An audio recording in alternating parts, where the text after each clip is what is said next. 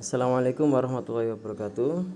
Baik anak-anak, kali ini Pak Haris akan mereview pembelajaran pada materi 3 ini tentang pewarisan sifat pada makhluk hidup. Ya, pewarisan sifat pada makhluk hidup ditentukan oleh materi genetik. Ya, materi genetik ini adalah materi internal dari makhluk hidup yang terdiri dari kromosom, DNA, dan RNA. Kemudian juga ditentukan oleh sifat resesif, dominan, dan intermediate. Sifat resesif ini adalah sifat yang kalah atau sifat yang tersembunyi dari makhluk hidup. Sedangkan sifat dominan adalah sifat yang mendominasi dan dia sifatnya selalu menutupi daripada sifat resesif. Kemudian ada intermediate. Nah, intermediate ini adalah sifat yang sama-sama tampak antara sifat dominan dan sifat resesif. Itu adalah sifat intermediate. Kemudian pewarisan sifat ini juga ditentukan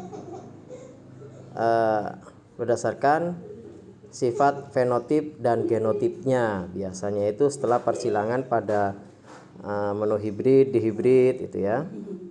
Jadi sifat fenotip itu adalah sifat yang terbaca secara sifatnya, misalnya merah, besar, kecil, keriput, dan lain sebagainya. Kemudian pada genotip itu adalah sifat yang disimbolkan. Jadi sifat yang disimbolkan, misalnya fenotipnya merah, itu bisa disimbolkan dengan huruf M besar. Atau kemudian lawannya atau ketika disilangkan ada warna putih, maka putih bisa juga disebut dengan M kecil.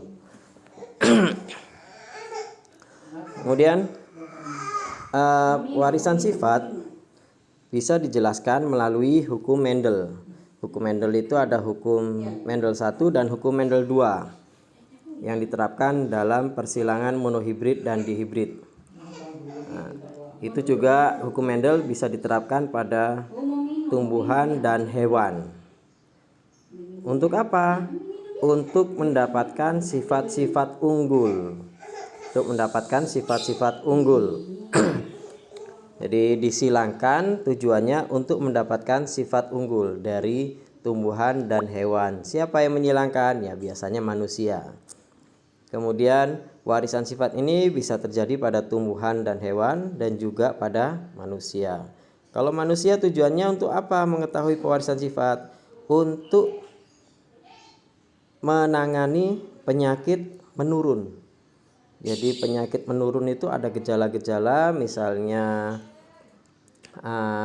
diabetes atau hemofili dan lain sebagainya. Kemudian golongan darah juga untuk mengetahui golongan darah. Jadi orang tuanya mempunyai golongan darah A, B, AB atau O, sehingga mana yang cocok untuk transfusi darah misalnya itu bisa dilihat juga dari orang tuanya.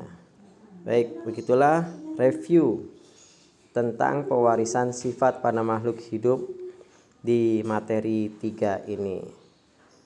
Oke, Pak Haris akhiri. Assalamualaikum warahmatullahi wabarakatuh.